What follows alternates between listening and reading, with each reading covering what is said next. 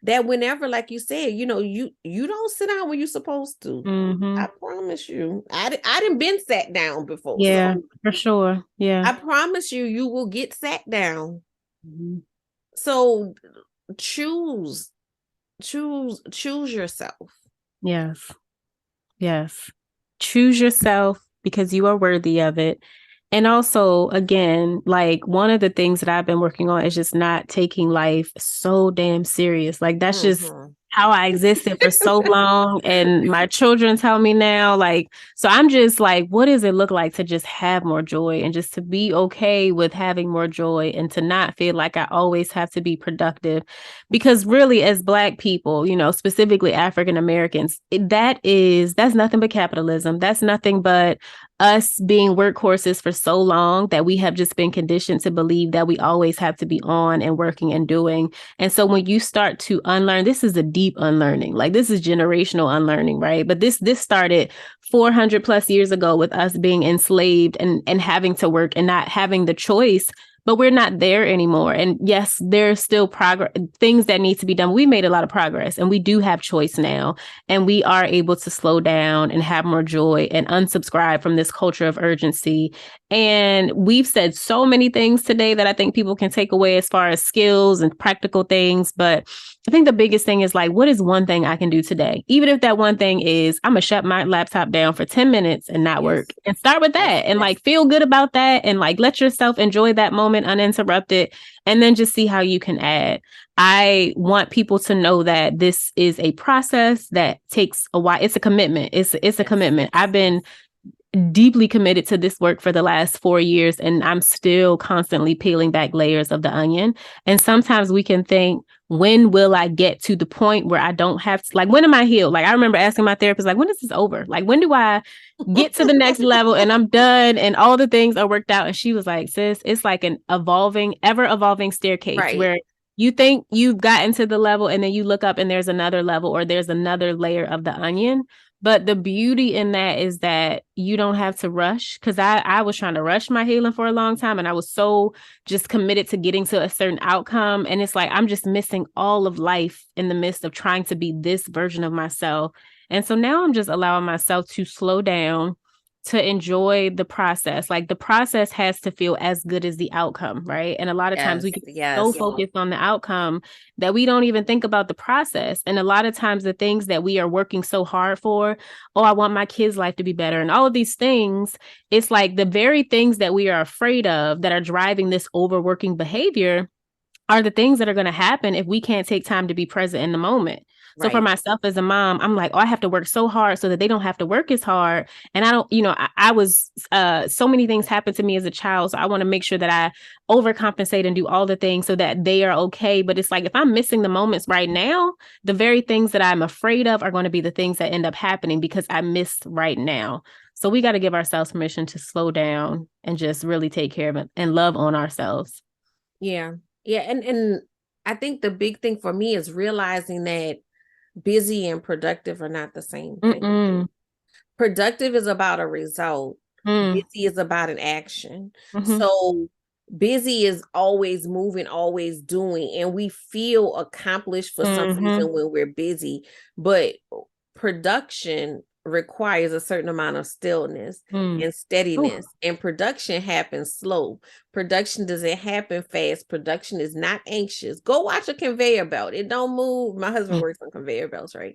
So it doesn't move. They're not jumping all around. They're not fluttering and they're not doing that. Conveyor belts move slow and efficient, smooth, steady. And that's what we got to reach, is where we're productive. And production also requires rest. The conveyor belt ain't running all day and all night. They turn it off. They do turn it off. We have to incorporate that rest and know that it's almost like, busyness is like a drug. And we have to learn how to detox from it. Because because I can remember that detox process, and it was really, I was like, but wait, but like, what you mean just sit? just sit here still by myself. Like that, it's such a hard thing to do because we're so indoctrinated in this go, go, go. We've been on busy crack for years. And now we are going, we have to go through that detox process, like one of my graphic tees says, it's booked and busy. It has a line through it and it says paid and well rested. Mm-hmm. I make way more money now than I did when I was, Mm-hmm. booked and busy because I was just going and going and going. There was no strategy behind that. But now I'm more productive, I'm more profitable, but my profit is not just financial. Like you said, it's being present. I didn't realize until I quit my job how valuable picking up my son from school when school got out was, as opposed to picking him up from aftercare. It was just a different, it was a different vibe. And then we have a little time. We can go grab a snack or we can sit and, have a conversation because neither one of us is tired in the car ride home. It just was a different experience. And so, like you said, you're doing all this stuff to make a better life, but the better life is being present. It's being there, is being able to enjoy them and and fulfill them and to show them an example that is different from the example that we saw. Because now they can see, you know what, I don't have to do all of that. I can be a multifaceted person. I'm not my job solely, So, it's just giving them something different to look at. Like I'm just absolutely loving this conversation. It's so good. I wrote that down. I said, oh, this is a quote. You said busyness is like a drug and we have to learn to detox from it. And I have never heard it put that way, but I think that that's so true. And this drug, we don't even have the choice as young kids. It gets forced to us and we just continue with this drug until we get to the place where it's like enough. Yeah. Yeah. It's just, my husband told me one time, he said, man, it's like if you have a minute, you got to fill it with something. And I could have just been complaining about how tired I was, but then I'm like, oh, look, let's go with, and he's like, what are we doing? but that was how it was. And now on the other side, like, I'm like, I start to look at things in a very different way. Like people start to present opportunities, and that's air quotes for y'all that are listening on the audio. I'm sorry, but opportunities to me, and I'm sitting here like my mind goes to that. Sound like a lot of work. That don't sound like it's in alignment with what I'm working on. That doesn't, like that's where my mind goes now, as opposed to saying yes and then trying to figure it out later. Everything doesn't belong to me. And I'm not taking on any more things that don't belong. Like if I didn't got comfortable being comfortable. So unless it's, mission aligned, hey, I can't. I just can't, because me saying yes to that is saying no to myself, is saying no to my family, it's saying no to what I have decided my success story looks like. So, I'm a big believer that your success story should be tied to more than an accomplishment or a dollar amount. It should be tied to what you ultimately want your life to look like. And so a big part of my success story is time freedom and the ability to be present. And so if what you're putting in front of me is in contradiction to that, and also not in alignment with the other things that I'm trying to pursue, then that answer is going to be a big old no. And, I wasn't always okay with that, but I am now. I I am now, because it's something about when you find peace, the same way you fought for busy, man, you'll fight for that peace, because it's like, again, I'm just thinking about your body, like you physically feel differently. And now that I've removed myself from a lot of things, my body reacts even like, it's kind of like if you get an allergy as an adult. Like I now have an allergy to unnecessary busy, and my body feels it coming, and I'm like, like, nope, that doesn't sound, because people will gaslight you. People will gaslight you and make you think that what they want is beneficial to you. But we have to start switching that paradigm and just realize, you know what? I'm going for happiness, and I'm gonna go for broke towards happiness, and be unapologetic about it, because you deserve it. You deserve it. Like, I don't feel like we were put on this earth to walk around miserable. That's a mic drop. It goes back to the worthiness. Like, I'm at this point, I'm just like, this is so filling to my soul. It goes back to how we opened, and just the worthiness of, I am worthy of a life that brings me joy and ease and all of the things. And all of our unlearning and healing paths look different. But I think if we can begin to internalize and really believe that for ourselves, I ain't gonna say it might, it's not gonna happen overnight, because I've been doing it for years. But you eventually get to the point where you're like, okay, I do want to slow down. I do want to do things different. And you allow yourself to just begin to explore what that looks like for you. And there are many different paths to get there. But that's the beautiful thing about life, is that there are many different ways, but we can all get there. Yeah. Oh, definitely. And it's just starting. And like you said, it's gonna be this. Look, everything got peaks and valleys. It's going to be that. But it's just starting and being intentional. And the thing about it is, you may not, it's not going to be perfect. There's no such thing as anything being perfect. But the more that you focus on it, the closer you get to it. And so, even if, like you said, it's that winding staircase, even if there is no, quote unquote end, I'd rather be closer to it. I'd rather be closer to it than further from it. Just start the journey. And, like you said earlier, just start with that 10 minutes. Just start with that 10 minutes and see where that takes you. And, it's kind of like, working out, like it takes forever for you to decide to go work out. But then once you do that workout, you feel amazing. So good. Yeah. After, so get started so you can start to get that feel good. And then that feel good is going to fuel you to keep moving in that direction. And, I always say, give yourself time and grace. Because you've been taught all of this your whole entire life. So it's not going to hit undo in 24 hours. It's just not.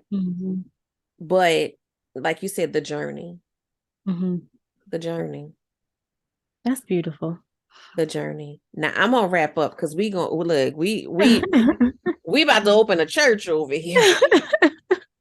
This is just it's just a topic that's really near and dear to my heart. I really want to see healing around, just the idea of busyness. And I had to break down to get here. And I don't want anybody to have to go through that to get here.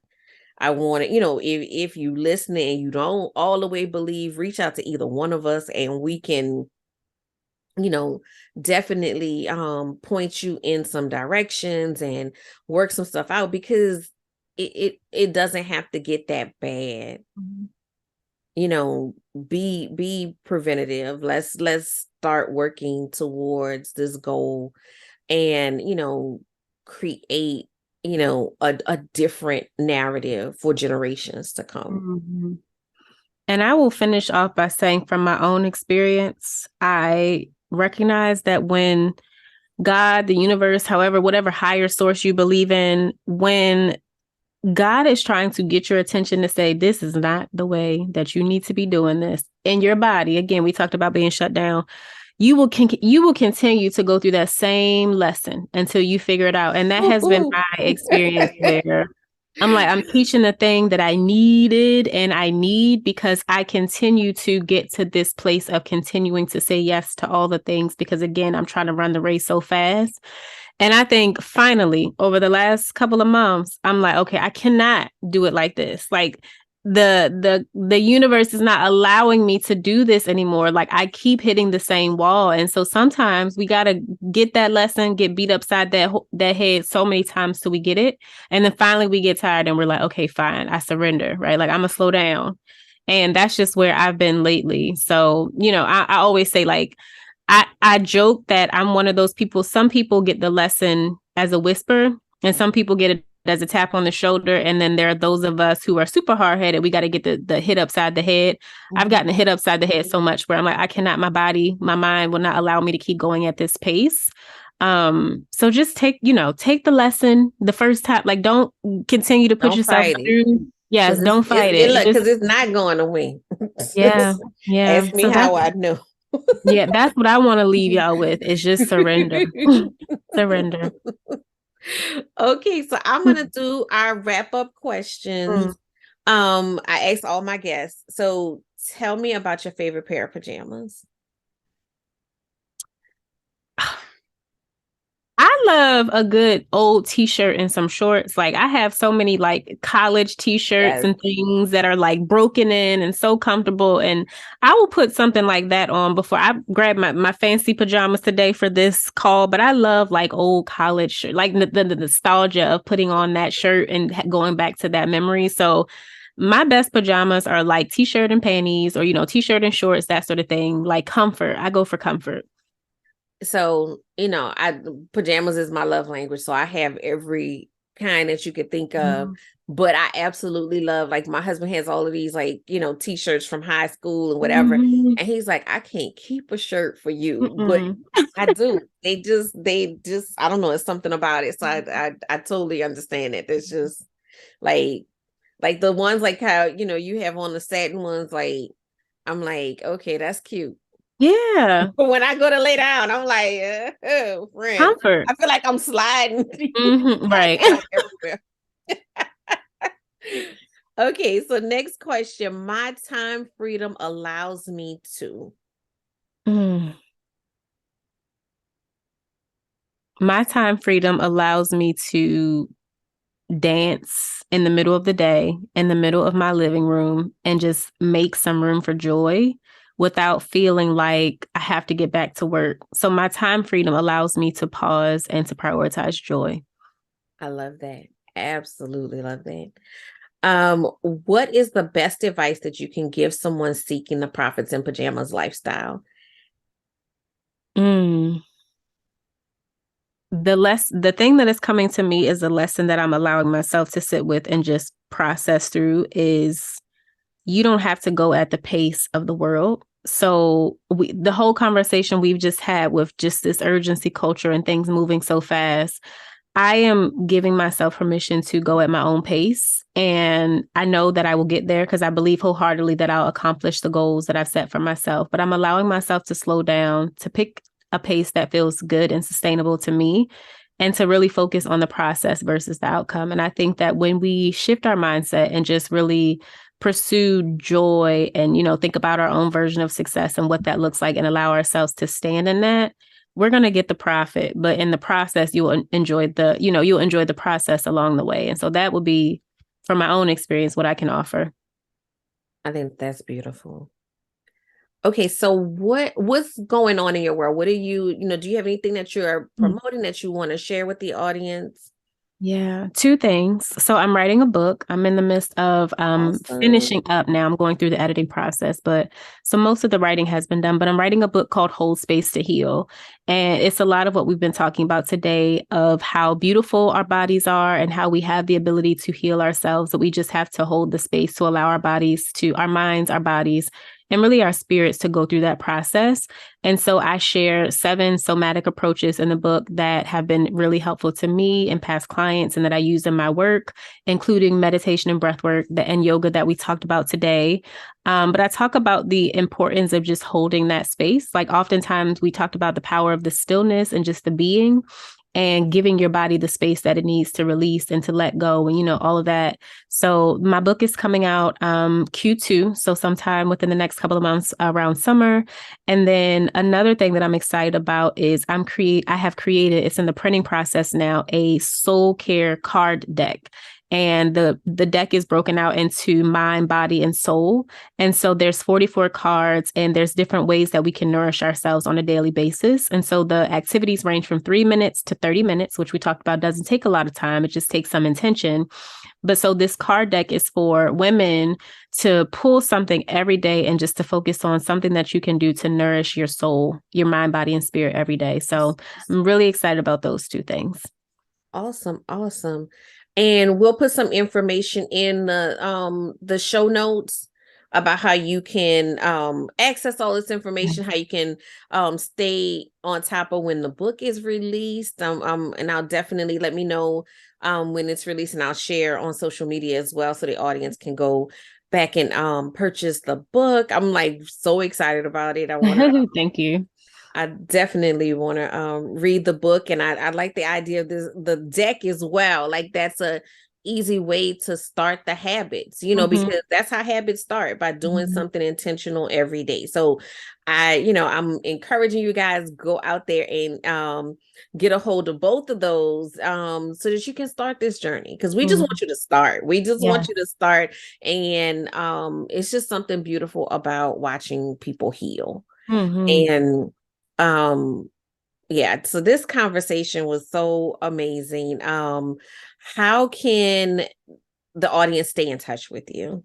So I am on Instagram and LinkedIn as Dominiece R. Clifton, and I'll have you link that in the show notes because my name is super long. But those are the 2 places that I typically hang out the most. And so I would love to stay connected there with people. And for all of your listeners too, I would say tag both of us if you're listening and this message really resonated, and just share like what was the thing that stood out. I agree that we have to be having more of these conversations. And so for people that listened and really took something away, like just letting us know like what landed. Yeah, absolutely. I think that's like, my favorite part of doing the podcast is just, hearing from people and hearing, that thing you said resonated with me, and sometimes it's the thing that you didn't even like, like you might have been like, oh, that was such a great, moment. And it's like a totally something different that, was the thing that really, caught someone. But just, absolutely share with us, any part that has resonated with you, and feel free to share it with other people that that may need to hear the message, because that's how it gets started. Sometimes, people just don't know what they don't know, or they know something's not right, but they don't know, where to start. They don't know what's going on. And there've been so many times I've listened to something or read something and I'm like, oh, okay, that makes sense now. Like, I knew these different things were there, but I didn't know how to piece them together. So this has been an amazing conversation. I know I'm gonna have you back. Last we did the anniversary in January of the podcast, and we had like as many panelists as we could back together, and that was an amazing thing as well. So I know we're gonna stay in touch. I know I just already know that there's a lot of people that are going to be reaching out to you, because it's very needed. It is very needed for us to start trying to heal and really look at how our bodies are a huge part of, I mean, that's the thing that we walk around with every day, of that healing process. So thank you for being here. Thank you, listeners, for listening. As far as what I have going on right now, I will be running the next round of my calendar detox. So, very on topic. in the calendar detox, I had a cohort go through in February, and it was just such an amazing experience. Like, it really is centered around that slowing down. The act of slowing down and the act of getting your calendar in alignment with what your success story is. Because, you know, myself included, we pull out the calendar and you look at what's on there and you look at what you say you want to be doing, and that thing doesn't match up. So it's that process of peeling back. A lot of what we talked about today of, trying to, learn how to be still, removing that guilt, figuring out some of those triggers, some of those things that are like keeping you busy, and really changing the scope of things. And there were just some really amazing breakthroughs, and I'll share some of the testimonies from the ladies in the coming days, but just look out for that in the show notes as well. And again, I want to thank you guys for listening.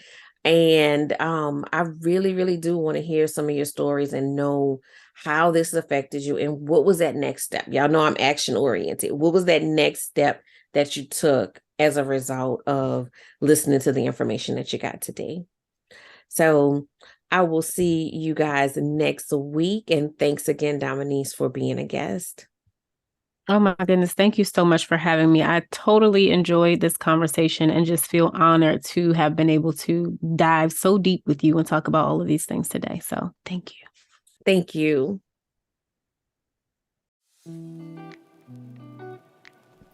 Thank you for listening to the Profits in Pajamas podcast. I hope you got some great tips to start working with ease. Want to stay connected? Follow me at Your Workflow on Instagram. For more information about building your luxury brand, register for my upcoming luxury brand workshop at CoachDanniD.com.